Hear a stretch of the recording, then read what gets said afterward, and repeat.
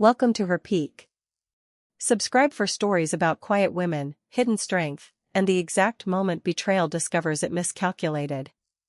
Evelyn March learned her ex-husband had deleted her from his life long before she understood that he had also been deleting evidence. He removed her from calendars, investor decks, archived family photographs, and the private school donor page where their names had once appeared side by side. He even had the concierge at Halcyon Tower stop forwarding parcels addressed to Mrs. Kessler, though she had not been Mrs. Kessler for almost a year. Evelyn said nothing. She did not answer the gossip columns, the boardroom whispers, or the carefully sympathetic questions from people who had liked her better when they thought she was decorative. She let Adrian Kessler tell the city that their divorce had been civilized. She let him marry Celeste Rowan in a cathedral of white roses 6 months later. She let him post photographs from Lake Como beneath captions about fresh starts, gratitude, and peace. She said nothing until his new wife called her after midnight and whispered, "I think he is going to leave me with everything." The call came while rain pressed softly against the glass roof of the March House conservatory. Evelyn had been awake, sitting barefoot in the wicker chair her grandmother used every spring when the orchids bloomed. March House stood on the northern edge of the city above the river, all limestone symmetry and old money restraint, but the conservatory had always felt like the one room where women in her family allowed themselves softness. She stared at Celeste's name on the screen long enough for it to nearly stop ringing. She considered ignoring it. Instead, she answered and heard panic carefully trying not to sound like panic. "You have exactly 1 minute before I decide this is a mistake," Evelyn said. On the other end, Celeste drew a breath that sounded scraped raw. "There are 2 men downstairs asking for Adrian. The building manager says they're from a lender, but Adrian told me everything was settled. His phones are off. One of his assistants texted me not to sign anything. And I found documents in our safe with your name on them." The last sentence altered the room. Evelyn rose from the chair.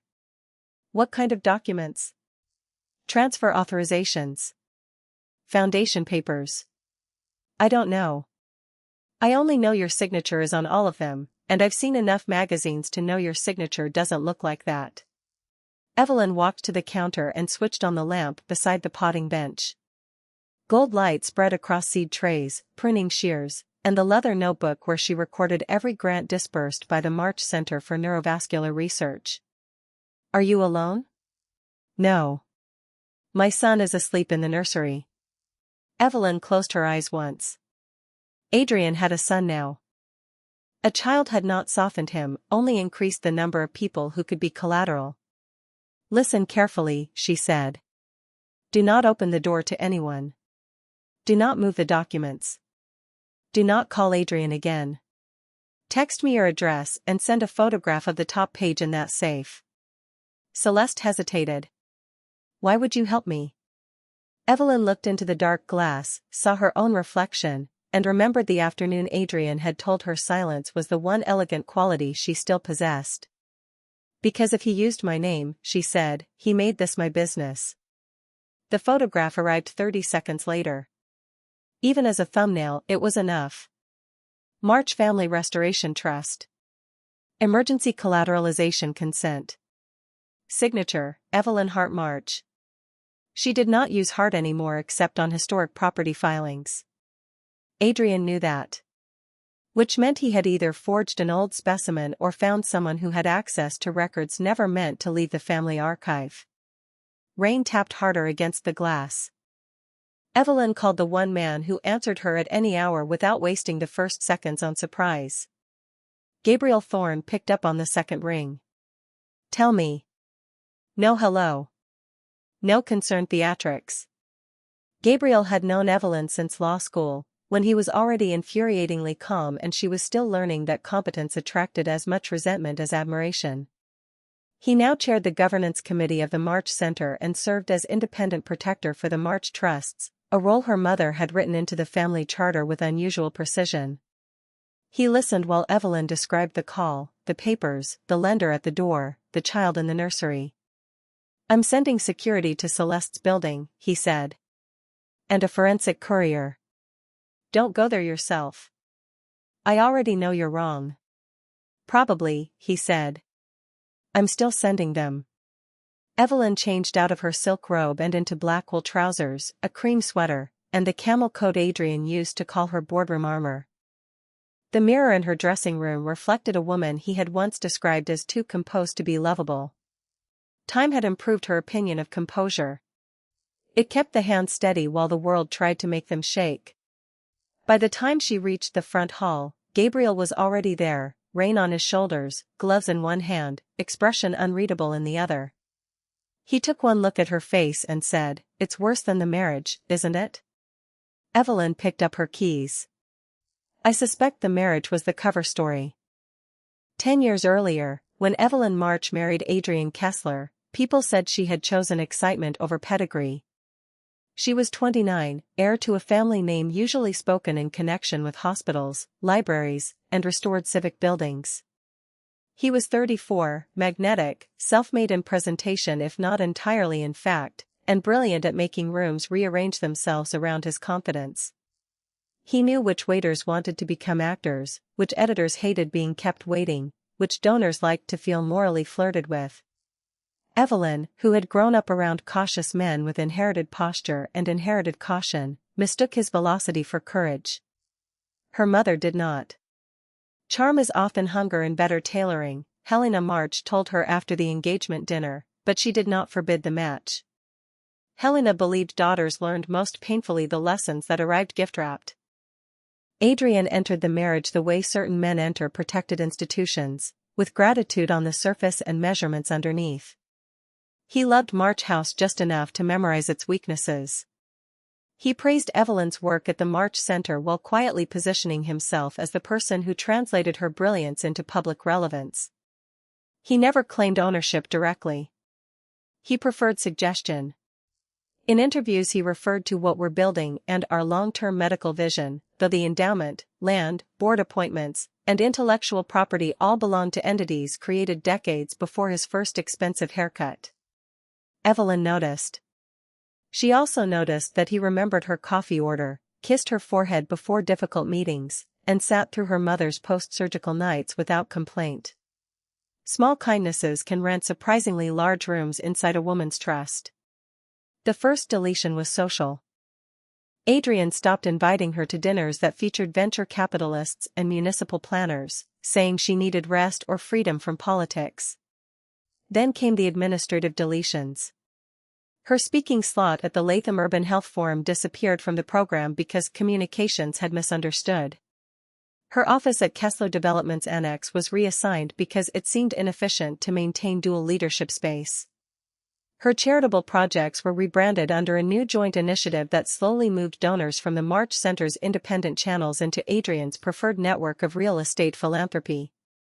It happened gradually enough to disguise pattern as coincidence. Evelyn said nothing because at that point silence still felt like maturity. Then Helena March died, and Adrian found a widowhood in the household that did not belong to him but from which he could still profit.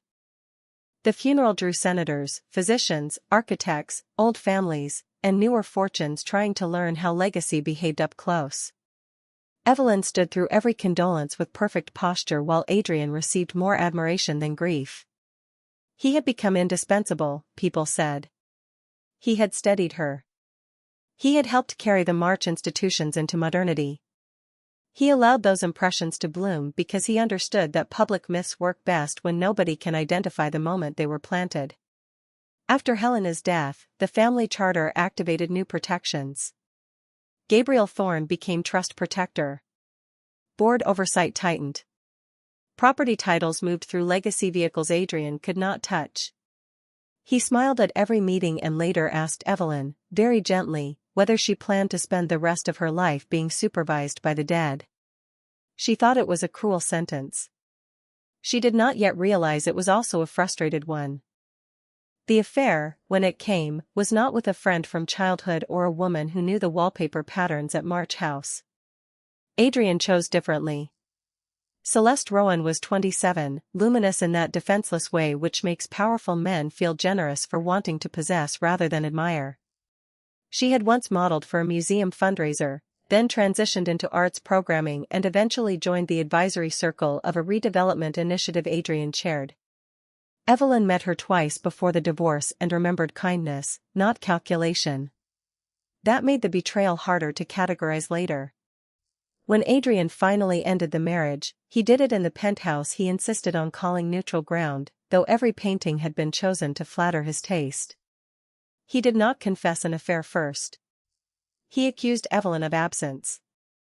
"You live inside obligations," he said. "Your mother trained you to preserve institutions, not a marriage." Evelyn sat on the cream sofa beneath a bronze abstract and listened as a decade was translated into his preferred narrative. She was cold. She was withholding. She made partnership feel like probation.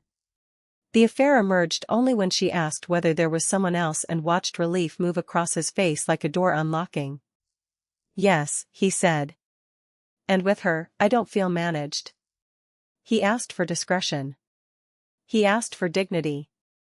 He asked if they could announce the divorce as mutual. Evelyn looked at the city below the windows and understood that men like Adrian do not leave, they relocate blame. So she gave him what he wanted publicly and removed him privately from every structure he had mistaken for marital entitlement. He responded with vengeance disguised as efficiency. Within weeks he had deleted her name from mailing lists, hospitality accounts, and development brochures. A Society columnist quoted an anonymous source saying Evelyn had stepped back after failing to adapt to the pace of expansion. By the time Adrian married Celeste, he had recast himself as the survivor of a loveless union and Evelyn as a pale monument to old wealth. She did not correct him. She went to work, restored 2 children's clinics, funded a stroke trial, and relearned the difference between privacy and erasure. She might have let his false story stand forever if his new wife had not called with forged papers, a sleeping child, and fear that sounded genuine enough to ruin every simple interpretation she had been trying to keep. Celeste lived with Adrian in Aurora House, a glass and limestone tower rising above the marina where wealth tried to look contemporary. The nursery occupied the eastern corner and had been featured in a lifestyle spread 3 months earlier under the headline "A New Chapter in Soft Blue." When Evelyn arrived with Gabriel, 2 security officers waited in the lobby beside a night manager whose practiced serenity had already cracked. "They said they represented Bracknell Capital," he murmured. "I asked them to leave the residential floor, but they remain in the lower lounge." Gabriel nodded to security. "No one comes upstairs without my authorization." The elevator ride to the 32nd floor was silent except for rain ticking against the shaft glass. Evelyn remembered standing in a very different elevator years earlier while Adrian explained why certain people needed to believe he was the engine rather than the passenger. "Perception is traction," he had said. Tonight perception smelled faintly of steel and wet wool. Celeste opened the apartment door herself before they knocked twice. She wore cashmere trousers, no makeup, and the expression of a woman whose life had shifted faster than her pride. In person, exhaustion made her look younger and more breakable than the magazines ever had. She gestured them inside, then looked at Gabriel with alarm. "I asked for Evelyn." "And you received someone who prevents mistakes from multiplying," he said. Celeste almost apologized, then seemed to think better of it. The apartment was beautiful in the way expensive places often are when no one has actually loved them into individuality. Pale oak. Bronze lamps. A river of ivory carpet leading toward windows glazed with storm. But there were fractures if one knew where to look, a sideboard drawer hanging slightly ajar, 3 sealed boxes near the study, a flung silk scarf on the stair landing. Adrian never left beautiful rooms without leaving them tense. "The safe is in the study," Celeste said. "My son is asleep. His nanny went home at 8. Adrian said he had a late dinner with investors." Evelyn followed her into the study and stopped at the threshold. Framed above the desk hung a black and white aerial photograph of March House in winter, its limestone front cut by snow-laced cedars. Adrian had taken nothing tangible in the divorce that mattered. Yet here, in his new home, he had mounted her childhood landscape above his desk like conquered territory. Celeste entered the code with fingers that shook only once. Inside the safe sat a stack of folders bound with black clips, 2 passports, a velvet pouch, and a portable drive. Evelyn removed the top folder and saw exactly what the photograph had implied. Not just her forged signature, but copies of property schedules, restricted endowment appendices, and lender covenants tied to March Preservation Holdings, a trust-owned real estate arm that financed community clinics through redevelopment income. Bracknell Capital had extended a private bridge facility against assets Adrian did not own, using false emergency authority and collateral projections that depended on a future sale of trust-held riverfront land. He said he was restructuring municipal debt exposure, Celeste whispered. He told me I was helping stabilize nonprofit projects that had been neglected after the divorce. Did you sign anything? Gabriel asked. A spousal acknowledgement packet. He said lenders required proof I understood confidentiality because people always target public families. Gabriel took the packet from her when she offered it and scanned the final page. This is not acknowledgement. This is a witness confirmation that Evelyn March authorized substitute execution of trust instruments in the presence of Mrs. Celeste Kessler. Celeste went white. What does that mean? Evelyn answered before Gabriel could soften it. It means he used you to validate a lie. Celeste backed into the edge of the desk and gripped it. I never saw your name on those pages. He covered the first page when I signed. He said the forms were routine. From the nursery came a small sound through the baby monitor, followed by silence. Celeste turned instinctively toward it, and for 1 suspended second Evelyn saw the difference between accomplice and pawn. Pawns still think love and paperwork are separable. How much does Bracknell believe it's owed? Gabriel asked. Celeste named a number large enough to fund a neuroscience wing. Evelyn did not react outwardly, but the betrayal rearranged itself with efficient violence. Adrian had not been content to erase her socially. He had attempted to leverage her mother's legacy to cover a debt pyramid built somewhere beyond the visible edges of his charisma. There's more, Celeste said. I called because of the documents. But I kept looking after I found them.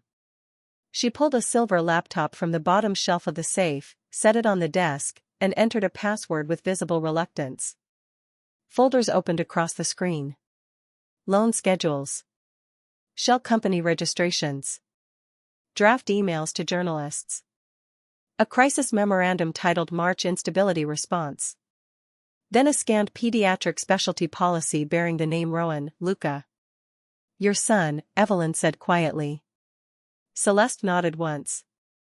Adrian insured him through a captive plan connected to one of his entities. The premium notices stopped. Yesterday the pediatric neurologist's office called and said coverage had been suspended. Gabriel looked up sharply. Why does a healthy infant need a pediatric neurologist? Celeste's composure failed. Because he isn't healthy. The words came out low and furious at once. Luca has a vascular malformation behind his left eye. We caught it early, but he needs monitoring. Adrian told me the best specialists were already retained.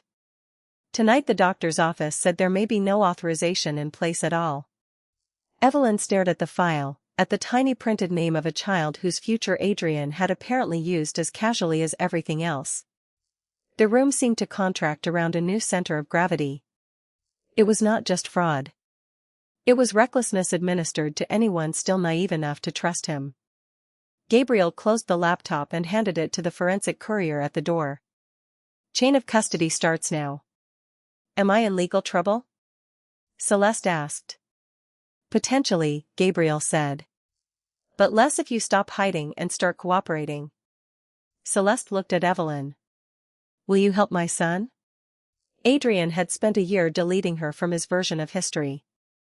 Now the woman he chose to replace her was asking not for forgiveness, but for access to the one thing he never understood Evelyn valued more than reputation, competent care. Yes, Evelyn said. But not because he deserves rescue from what he built. She reached for the pediatric file. Because children should never be collateral in a man's collapse. By dawn, the outline of Adrian's architecture had begun to show. It was elegant in the way certain disasters are elegant when seen from far enough away. 3 shell entities controlled by nominees. 2 bridge facilities. 1 planned asset sale based on land Adrian had publicly implied he could influence through redevelopment channels but privately had no authority to encumber. A series of draft announcements prepared to blame any future failure on Evelyn's emotional interference in projects once handled collaboratively. He had built a narrative exit strategy before the financial one cracked. That part did not surprise her. Adrian always preferred myths that arrived before facts. The deeper surprise sat wrapped in a pale blue blanket in the nursery, asleep with one fist open against his cheek while monitors from a private baby unit blinked beside the crib. Celeste stood in the doorway watching the child as if fear itself had turned maternal. "He loves Luca," she said quietly, not to excuse Adrian, but perhaps to rescue some shard of the life she had believed she was living. Evelyn leaned against the frame opposite her. "Some people love possession more than personhood. They confuse the two until the bill arrives." Celeste did not argue. Morning light moved slowly over the nursery wall, illuminating watercolor clouds and a shelf of storybooks still stiff from newness. Everything in the room looked curated for innocence. Very little in the apartment suggested it had been protected. Gabriel returned from the study with 2 phones, 3 laptops, and a face that meant the damage had widened again. "Adrian used Luca's medical need in at least 1 lending call," he said. "There's a recorded memo where he frames upcoming treatment expenses as the reason he needed accelerated liquidity." Celeste made a sound Evelyn would remember later because it contained disgust, disbelief, and mourning in equal measure. "He said the late nights were for us." "For him," Gabriel corrected. "Possibly disguised as us." He looked at Evelyn. "There are also draft board resolutions naming you medically indisposed. The language suggests he intended to circulate concern about your stability if the debt surfaced." Evelyn laughed once, without humor. Adrian had always liked weaponizing tenderness. "People find it easier to believe a worried man than a hungry one." "He kept telling everyone I needed peace," she said. "Apparently he planned to force it by declaring me unfit." Celeste pressed her palm to Luca's crib rail as if steadying herself through contact with the only unambiguous truth in the room. "I know how this sounds," she said. "I know I should have seen something. But he was so careful about what he let me know. He said your family froze him out after the divorce, that everyone loyal to March made him prove himself twice as hard. He said you hated needing anyone."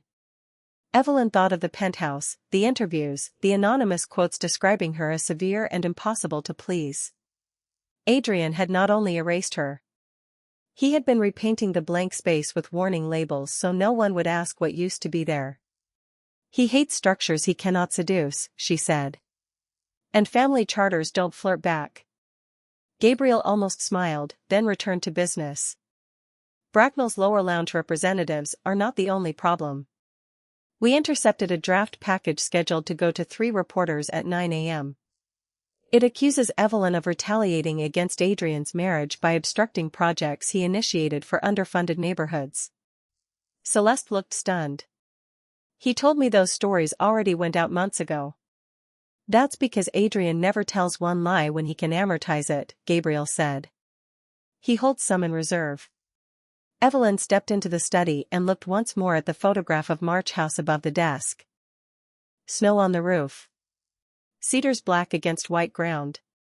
Her childhood home used as set dressing in the headquarters of a man who preferred ownership as performance. "Where is he?" she asked. Gabriel set one of the confiscated phones on the table. "On a charter manifest to Nassau under a holding company alias. Wheels up at 7:40. If he hasn't already boarded, he will soon." Celeste's voice sharpened. He knew. He knew this would break tonight. "Probably because Bracknell called his office this afternoon," Gabriel said. "And because one of his nominees resigned an hour later." Evelyn turned. "Can we stop him?" "Legally, yes, if we move faster than his myth." The phrase would have sounded theatrical from anyone else. From Gabriel it sounded procedural. He called the trust's litigation chair, the center's outside forensic team, a contact at the banking commission, and a pediatric specialist at St. Catherine's who owed him 3 favors and a bottle of impossible scotch. Within 30 minutes Luca had an emergency consult set for noon under March Foundation coverage. Bracknell had received notice that any alleged collateral touching March entities was disputed, frozen, and potentially criminal. The charter operator had been served with a preservation request tied to financial fraud. Celeste watched the calls happen with the dazed expression of someone learning that competence can feel more dramatic than panic. "Why are you doing this so quickly?" she asked Evelyn when Gabriel stepped aside to confer with counsel. "Because delay is how men like Adrian convert confusion into consent." "No," Celeste said, looking directly at her now. "I mean for me." Evelyn considered the question honestly. Not because Celeste deserved comfort. Not because revenge had suddenly softened into solidarity. But because too many women spend years absorbing damage from the same kind of man while arguing over who was chosen and who was discarded, instead of noticing that the choosing itself was usually tactical. "Because he wants us separated by shame," Evelyn said. "And because I'm tired of being useful to his version of women." Celeste lowered her gaze.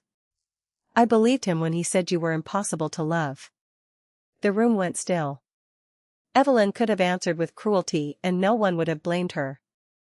Instead, she thought of Helena March, who used to say that truth delivered without vanity is the only kind worth trusting. "He only says that about women who stop being easy to use." Gabriel returned and handed Evelyn a printed sheet. "Temporary restraining request is filed. There's one more thing." His finger tapped the final paragraph. "The largest bridge facility references a private collection transfer option if real property recovery fails." Evelyn scanned the inventory list. Bronze studies. Maritime oils. 20th century portraiture. Then item 17. Helena March, by Elise Warren, 1984. The portrait that had hung above the West Library mantel since Evelyn was 12. Adrian had listed her mother's portrait as contingent recovery against his debt. The betrayal deepened again, moving beyond money into desecration. Celeste saw her face change. "What is it?" Evelyn folded the page with clinical care. "He was planning to sell my mother by weight of canvas." And with that, outrage stopped being abstract. It became specific, ancestral, and perfectly cold. News arrived before noon because Adrian understood timing almost as well as he understood vanity. 3 outlets posted nearly identical pieces describing him as a visionary developer under siege from a vindictive former spouse who could not tolerate his remarriage. Anonymous associates expressed concern over Evelyn's recent volatility. One article referenced her increasing fixation on legacy control and suggested board members at the March Center had quietly discussed succession. Another hinted that her family art collection might soon be liquidated due to charitable mismanagement. Adrian had always loved accusation as prophecy, imply a scandal loudly enough, then call the eventual defense proof of instability. Evelyn stood in Gabriel's office overlooking the river and read every line. She had learned long ago that avoiding lies rarely weakens them. One needed to study the shape of a weapon before choosing where to break it. "He's baiting you into public indignation," Gabriel said. "He wants the image of the discarded wife. Then he should have divorced someone louder." Gabriel passed her a second folder. "Bracknell has gone cooperative faster than expected. They now insist Adrian represented access to March collateral through a continuing strategic relationship. They have internal emails. Because they'd rather be deceived investors than eager conspirators." "Yes." Evelyn closed the first article and opened the second folder. Bracknell's internal communication showed exactly what she suspected. Adrian had spent months presenting himself as the unofficial steward of assets still culturally associated with the March name, even when legally unreachable. He sold atmosphere as authority. He relied on the fact that most people never distinguish between a woman's family wealth and a man standing next to it in photographs. At St. Catherine's, Luca's scans confirmed the neurologist's earlier recommendations and one additional concern. He needed a vascular intervention within 6 weeks, not the 6 months Adrian had casually referenced in a recorded memo. Celeste took the news sitting straight-backed in a consultation room with both hands wrapped around a paper cup she never lifted. He knew, she asked the doctor when Gabriel stepped out to coordinate insurance transition. The recommendation was sent to the family office 2 weeks ago, the doctor replied gently. I can't speak to whether he reviewed it personally. But everyone in the room knew. Celeste did not cry until after the doctor left. Then the tears came without spectacle, the kind that belong not to self-pity but to the realization that one's trust has endangered a child. Evelyn remained beside the window until Celeste spoke. You don't have to stay. I know. You must hate me. Evelyn thought of hate and found that it no longer described anything useful. Hatred kept the betrayer central. She was trying very hard to reassign center. I think you were selected for softness and then punished for having it, she said. That is not the same as innocence. But it is not the same as evil either. Celeste covered her mouth, then laughed once in disbelief at the mercy embedded in the sentence. He told me you never forgave weakness.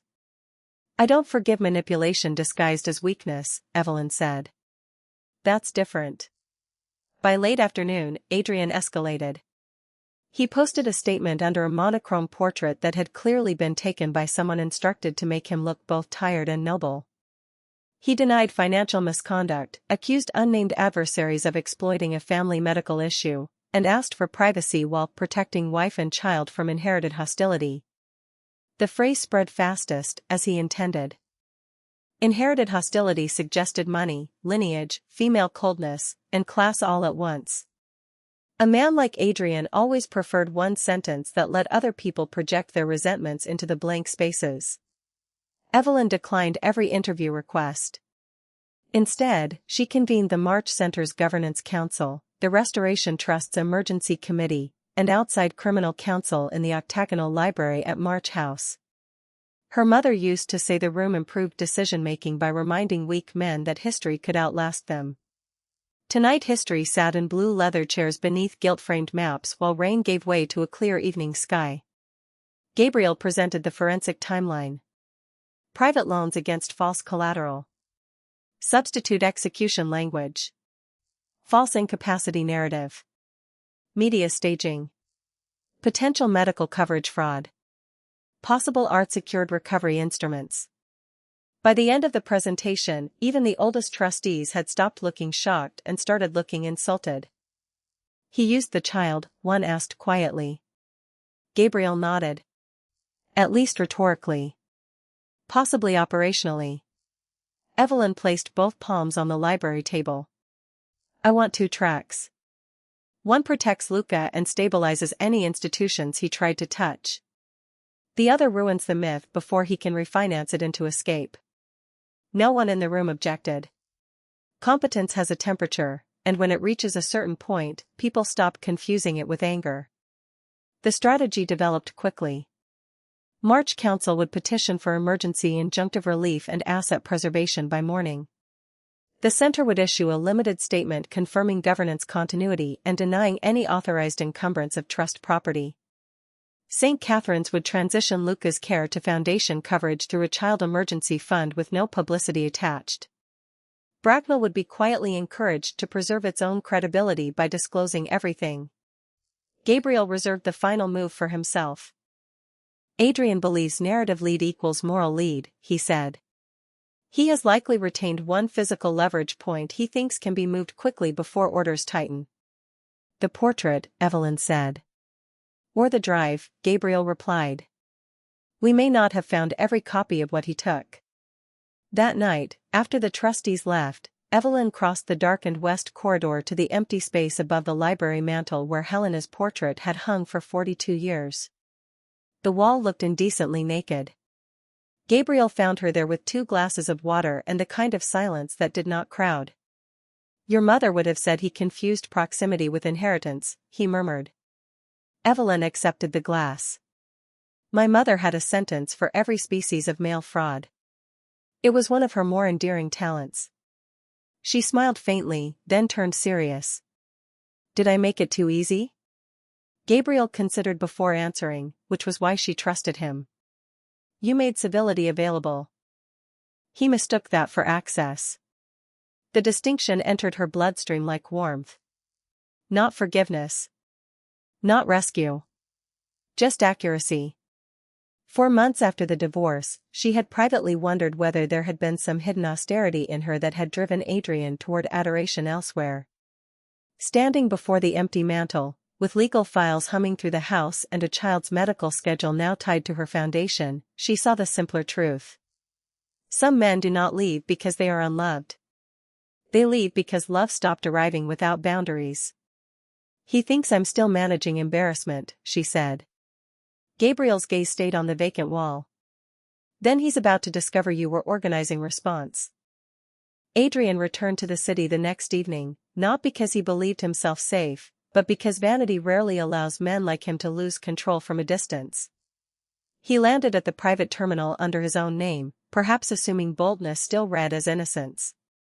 By then, however, every account he could directly access had been flagged. Bracknell's outside counsel had started cooperating with investigators, and a sealed emergency hearing had been scheduled for 8 the following morning.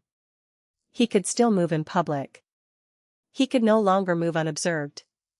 Celeste, at Gabriel's recommendation, relocated with Luca to the carriage residence behind March House, where the nursery windows opened toward cedar trees instead of camera drones. The carriage residence had once housed visiting fellows and later Helena's ceramics studio. It was modest by March standards and therefore the first place Evelyn thought a frightened mother might actually sleep. Celeste stood in the doorway the first evening holding Luca against her shoulder while house staff carried in the final case of formula. I know how this looks, she said.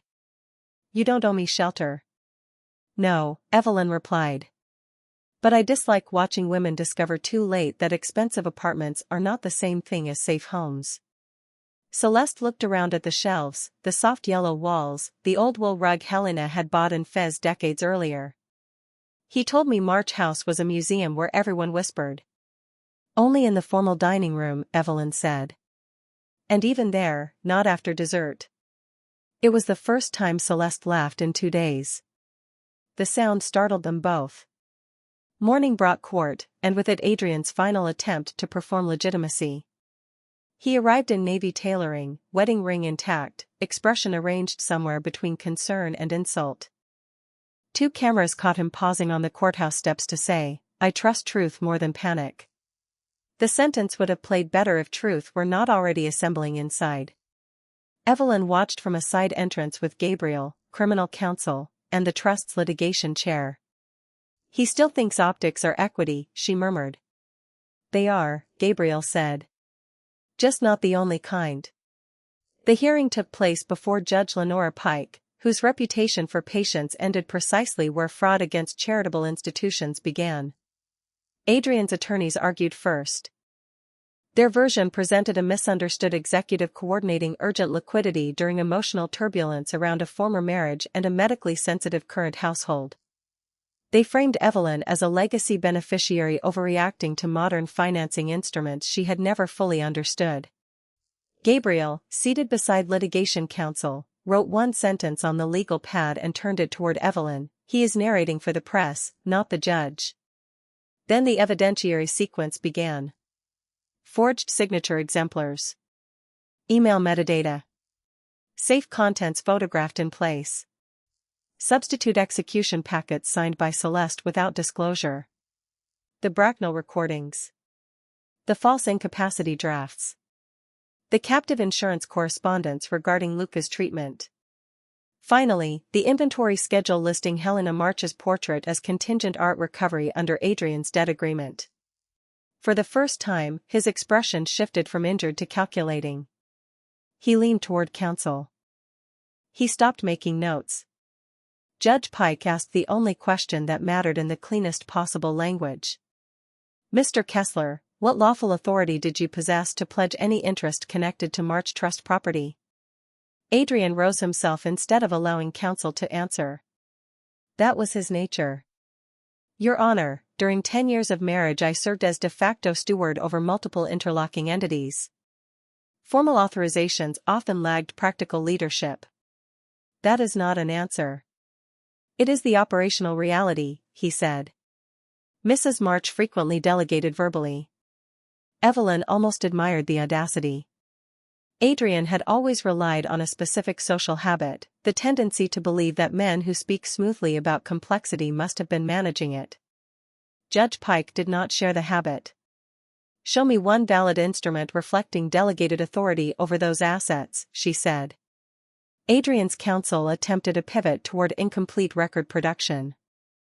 Gabriel's team answered with originals, timestamps, and witness declarations. Then Celeste testified. She did not look toward Adrian once. She described the covered signature lines, the rushed explanations, the medical assurances, the documents in the safe, and the moment she realized her child's treatment might not be covered because Adrian had built the family's security on borrowed performance. Adrian's composure held until she reached the sentence, "He told me the first wife was dangerous only after she stopped making him feel entitled." That line was not in any brief. It was the kind of truth courts rarely need but audiences always understand. Evelyn felt the room tilt ever so slightly toward clarity. By noon, Judge Pike had frozen every entity linked to the disputed facilities, appointed a special monitor over Adrian's development companies, referred the matter for criminal review, and granted emergency protective orders covering March Trust property, foundation records, and Luca's medical documentation. It was not yet ruin, but it was architecture for ruin. On the courthouse steps, reporters swarmed. Adrian attempted one final sound bite about private sorrow becoming public spectacle. This time the questions cut through him. Did you forge the signatures? Why was a charitable portrait listed as collateral? Did your wife know about the child's suspended care? He walked away without answering. The city, which had so happily consumed his earlier myth, now smelled blood with equal enthusiasm. Evelyn said nothing to the press. She returned to March House, changed from court wool into a dark green dress, and prepared for the annual Winter Lantern Gala at the March Center. Some trustees suggested postponement. Evelyn refused. "We do not suspend patient funding because a man is being correctly interpreted," she said. The gala mattered. Grant announcements were tied to it. So was the donor rollout for the pediatric neurovascular initiative that would now underwrite Luca's procedure. Gabriel joined her in the music room while she fastened her mother's emerald cuffs. "There is a possibility Adrian will try something tonight," he said. "He may believe public disruption is his last leverage. Then we should give him an audience with better security." Gabriel's mouth tilted. "I was hoping you would say that." On the drive to the center, city lights flashed across the windows and turned the emeralds to brief green fire. Evelyn looked out over the river and thought how strange it was that the man who once insisted he understood visibility better than she did had ended by mistaking exposure for power. Some spotlights warm. Others interrogate. By the time the car stopped beneath the lantern-lined steps, she was done being the unseen woman in anybody else's story. The Winter Lantern Gala had always been Helena March's favorite event because it did not pretend medicine could be funded by good intentions alone. It celebrated outcomes, named donors without apology, and placed patients at the center of every toast so wealth could not forget why it had been invited.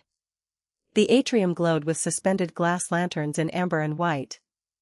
Strings traced the stair rails like disciplined constellations. Physicians, trustees, researchers, and philanthropists moved beneath the great steel sculpture in black tie and tempered optimism.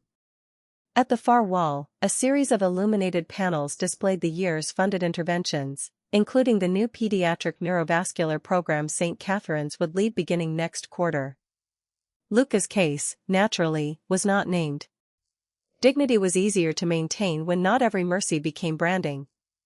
Evelyn entered to a ripple of attention she neither hurried toward nor avoided. She wore dark green silk, Helena's emerald cuffs, and the expression that used to make Adrian call her inaccessible when what he meant was ungovernable. Beside her, Gabriel moved with the low-profile authority of a man whose real power improved the less he advertised it. "Bracknell's general counsel is here," he murmured. "So are two investigators from the Banking Commission, though they're doing their best to resemble donors. And Adrian? Not invited, Gabriel said. Which means yes. The gala began on schedule. A jazz quartet softened the air near the donor wing. 3 stroke survivors greeted physicians at the staircase. The first funding round was announced without incident. Evelyn delivered opening remarks that lasted 4 minutes and not one sentence longer. She spoke about care continuity, institutional memory, and the moral difference between ownership and stewardship. Only those who knew the week's news heard the steel beneath the grace. Applause traveled through the atrium and settled. Then came the interruption. Adrian appeared at the upper balcony beside the silent auction displays as if descending from a better version of his own myth. He wore black tie, no overcoat, and the brittle confidence of a man who is confused entering a room with controlling it. Gasps moved faster than cameras. Evelyn, he called, projecting pain dressed as civility. I need one private conversation before you let strangers decide our lives. Gabriel started forward, but Evelyn touched his sleeve once. Not yet. Adrian was holding something small and silver in his left hand. From below it looked like a portable drive.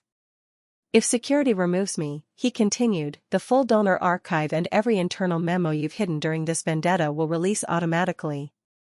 Several trustees stiffened. A few guests reached for phones. Adrian understood theater, but he understood it most dangerously when afraid. Evelyn moved to the base of the central stairs and looked up at him. You are threatening a medical gala with extortion. I'm preventing selective truth, he said. You turned a private marital dispute into criminal spectacle because you cannot tolerate irrelevance. The room became very quiet. In that hush, one heard not only his words, but the old machinery behind them, wound, accuse, reverse. Evelyn placed one hand on the stair rail. The child's treatment recommendations were issued 2 weeks ago, she said. Your office received them. Did you read them? Adrian blinked. The question had not been in his script. This is neither the time nor the venue, did you read them? A murmur passed through the physicians. Adrian glanced toward the ballroom doors as though searching for a path that would preserve dignity without sacrificing escape. There wasn't one. I trusted our systems, he said. Your systems, Evelyn replied, were funded by forged collateral and delayed by lies. Gabriel signaled once. The banking investigators began moving toward the upper level from opposite stairwells. Adrian noticed too late. You set this up, he snapped, and the polished sorrow finally fractured. You always needed an audience for your righteousness. No, Evelyn said. I needed witnesses for your choices. He lifted the silver drive. One signal and donor records go public. A voice from behind him answered calmly. No, they won't. Celeste stepped out from the auction corridor carrying Luca's medical folder and one of Adrian's confiscated laptops. She wore navy, no diamonds, and the kind of steadiness that pain sometimes lends women who are no longer bargaining with delusion. The trigger script never worked, she said. You left the live credentials in draft, just like the press packets. Adrian stared at her as though betrayal were a language only others were permitted to speak. Celeste, move away from them. From who? She asked. The people paying for our son's treatment? The people who actually called the surgeon? Every face in the atrium had turned upward now. Adrian's mythology, so dependent on selective intimacy, was dissolving under collective attention. You don't understand what they're doing, he said. They want to make me the villain so March can preserve its saintly image. Celeste descended 3 steps and stopped. No. You made yourself the villain when you counted on everyone loving your version of events more than they loved the truth. The investigators reached the balcony level. One identified himself formally and instructed Adrian to set down the drive.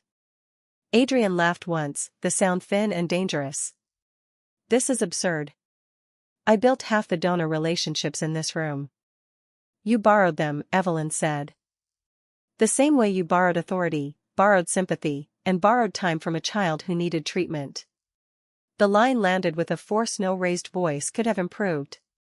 Adrian's hand tightened around the drive, then loosened. One investigator took it. Another accepted the laptop from Celeste. Security closed quietly around the balcony exits. No one clapped.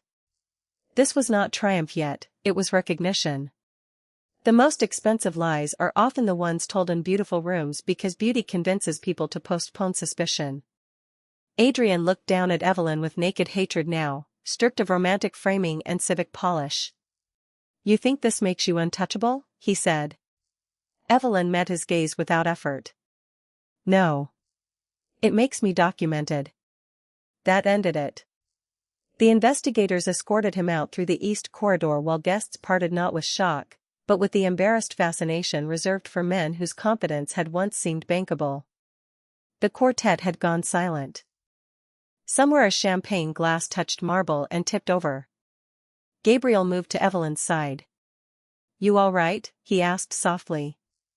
She looked at the stairway where Celeste still stood, one hand on the rail, the other clutching the medical folder that mattered more than every jewel in the room. "Ask me after the grants are announced." So the gala continued. Not gracefully at first, but honestly. Evelyn retook the podium, thanked guests for their patience, informed them that no donor data had been compromised, and announced an expansion of pediatric vascular research in honor of every family too frightened to spend energy on institutional drama. This time the applause rose slowly and stayed. Not for scandal. For survival organized into action. Later, long after the final pledge cards were sealed, Gabriel would tell her that the night changed public sentiment more decisively than court orders had. People had not merely heard Adrian accused. They had watched him choose himself over a child in a room built to help children live. Some revelations do not require legal interpretation. They only require light. The criminal referrals became formal charges 9 days later. Fraud. Forgery. Insurance misrepresentation. Attempted unlawful encumbrance of charitable assets. Data misuse. Market-facing deception tied to restricted institutions. The list pleased no one decent, but it satisfied something cold and orderly in the city, which had begun speaking Adrian's name not as a symbol of daring expansion but as a cautionary tale about charisma financed on proximity. Bracknell settled early and loudly, describing itself as misled by false authority representations. Several former associates suddenly remembered uncomfortable meetings, blurred mandates, and statements Adrian had made about eventually bringing March to heel. Reporters who once framed him as a disruptor now published timelines showing how carefully he had built dependency on unverified narratives. Myths reverse faster than marriages when enough paperwork arrives. Through it all, Evelyn refused the revenge interviews. She gave one statement outside the March Center and kept it to 6 sentences. The institutions remain stable. Patient care is uninterrupted. Fraud against charitable structures is not innovation. Children are not leverage. Stewardship requires evidence. Everything else belongs in court. The statement was replayed for days because brevity, when earned, carries farther than performance. Celeste settled into the carriage residence with a mixture of gratitude and disciplined shame. She began cooperating fully with prosecutors, then asked if she could also help the center in practical ways while Luca's treatment plan was finalized. Not for publicity. For structure. "If I sit still too long," she told Evelyn one afternoon while sorting pediatric program binders in the sunroom, "I start replaying every conversation and wondering where intelligence should have entered." Evelyn marked a grant summary, then looked up. "Intelligence often enters on time," she said. "It just arrives outnumbered by hope." Celeste's eyes stung, though she smiled. The relationship between them never became sentimental. There are injuries kindness cannot erase and loyalties time cannot reconstruct. But an honest civility grew where rivalry had once been convenient for Adrian. They spoke mostly about Luca, logistics, and the future. Sometimes that was enough to count as healing. Luca's procedure took place 6 weeks after the midnight call. The operating suite at St. Catherine's was colder than the grand spaces where donors wrote checks and trustees made speeches. Evelyn preferred it immediately. Real courage, she thought, rarely bothered with chandeliers. Celeste sat in navy knitwear with Luca's blanket folded across her lap. Gabriel handled every administrative interruption before it reached the family waiting room. At one point the charge nurse mistook him for Celeste's husband and asked whether he wanted coffee as well. He answered without embarrassment, "No, thank you. I'm here for both of them." The sentence lodged somewhere deep in Evelyn because it carried no possessive theater, only placement. The procedure succeeded. The surgeon emerged still masked, smiling with that restrained joy practiced by people who do not treat good outcomes as entitlement. Celeste cried into both hands. Gabriel exhaled for what seemed the first time all day. Evelyn sat very still and felt the week, the month, perhaps the whole year loosen by one precise degree. Later, when Luca slept through recovery with a tiny bandage above his brow, Celeste asked for a private minute with Evelyn. They stood at the end of the corridor beneath a print of pale water birds lifting from reeds. "I don't expect absolution," Celeste said. "But I need to tell you the truth without asking anything in return. When I met Adrian, I admired you. He noticed that before I did. Every story he told about you was designed so I would feel chosen for softness where you had supposedly failed through strength. By the time I saw the pattern, I had already built a life inside it."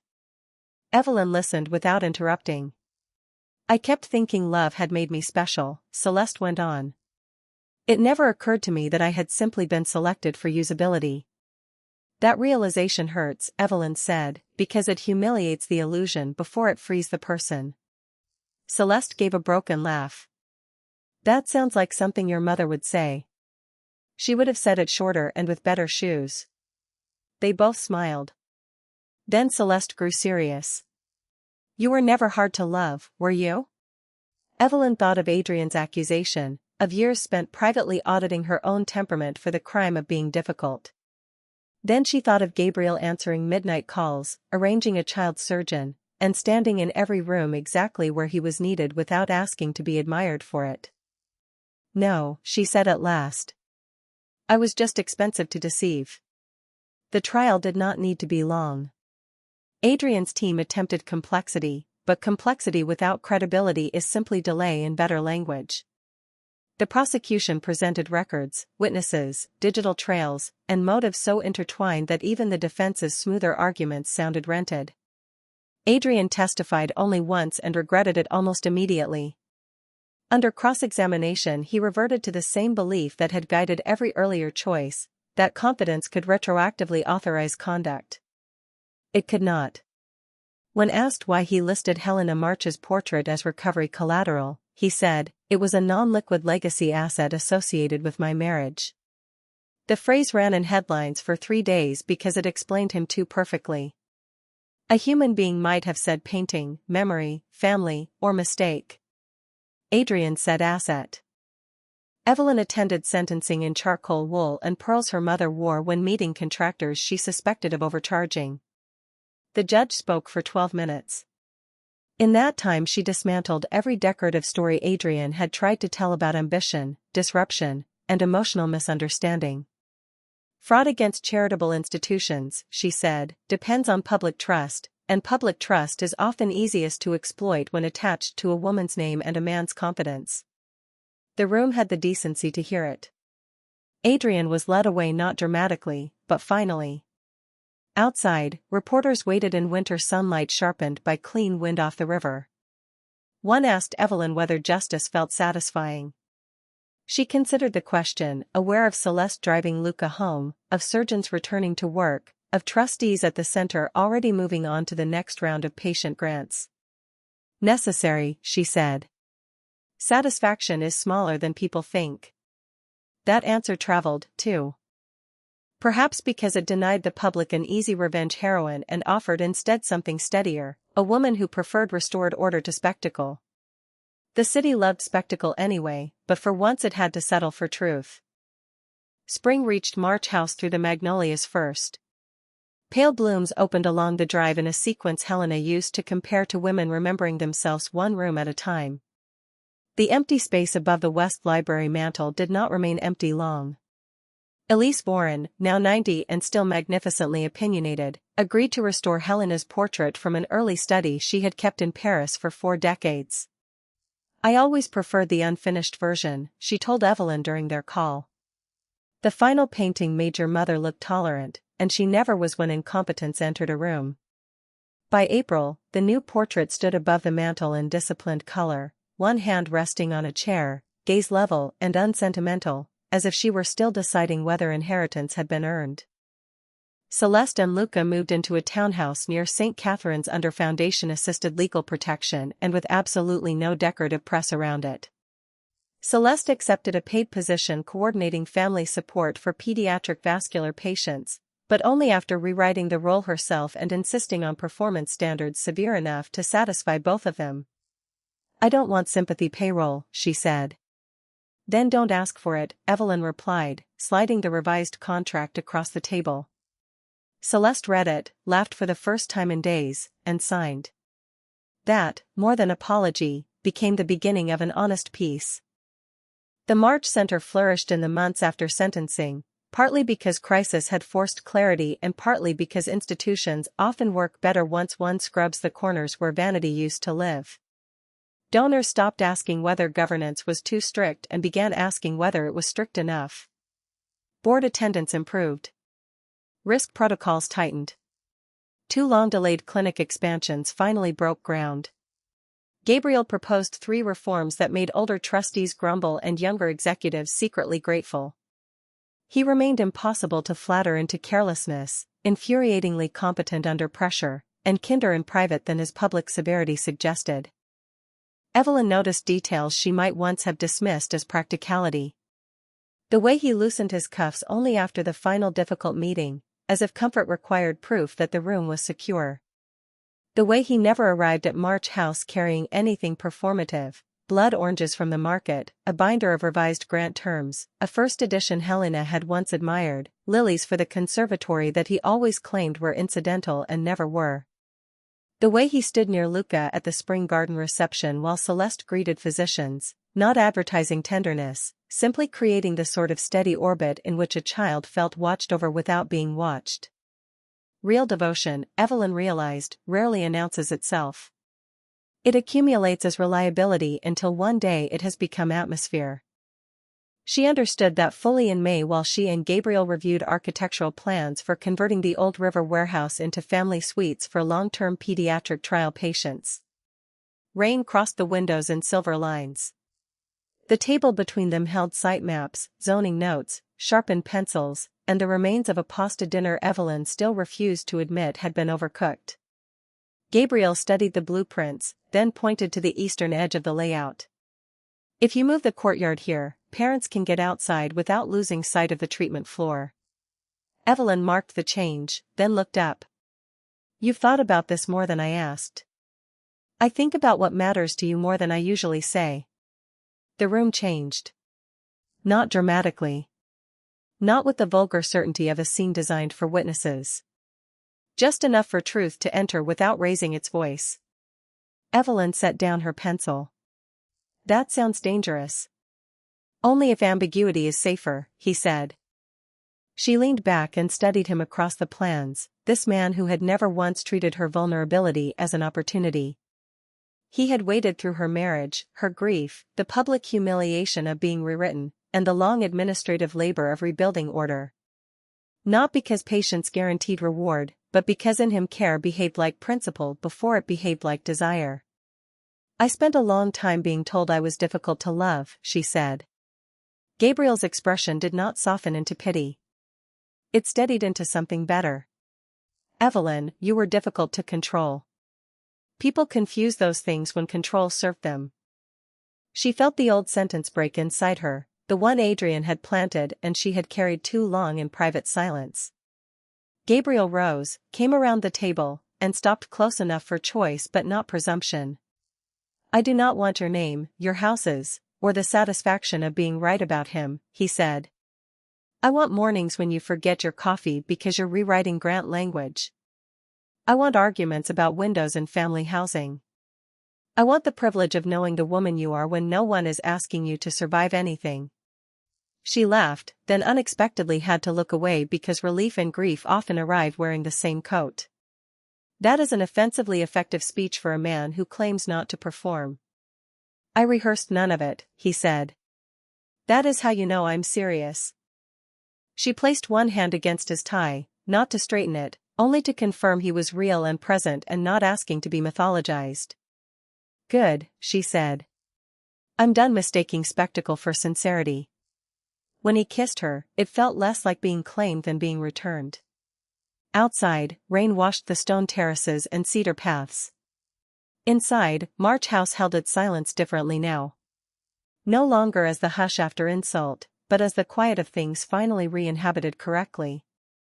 Months later, on the first evening warm enough for dinner in the East Garden, Celeste arrived with Luca balanced on one hip and a folder of patient family recommendations under her arm. The child, now stronger and endlessly curious, reached for the silver bells hanging beneath the arbor and laughed when they answered him. Gabriel took the folder. Evelyn took the child. No one commented on the ease of it. Some forms of healing become strongest once nobody feels obliged to name them. After dinner, while house lights came on behind the ivy and the river below turned dark blue with dusk, Celeste stood beside the restored portrait in the library and said quietly, "He spent so much energy trying to own what only ever needed to be honored." Evelyn looked at her mother's painted face and then toward the garden, where Gabriel was teaching Luca the unacceptable but necessary joy of dropping pebbles into the fountain. "Yes," she said. And that was always the difference. Later, when the guests had gone and the house settled into its night sounds, Evelyn walked with Gabriel through the conservatory where the orchids were blooming again. The same chair still waited beneath the glass roof. The same rain mark still stained one corner of the stone. Yet nothing in the room belonged to the woman who had answered a midnight call believing she was stepping back into someone else's damage. She had stepped into her own authority instead. Gabriel touched her wrist lightly.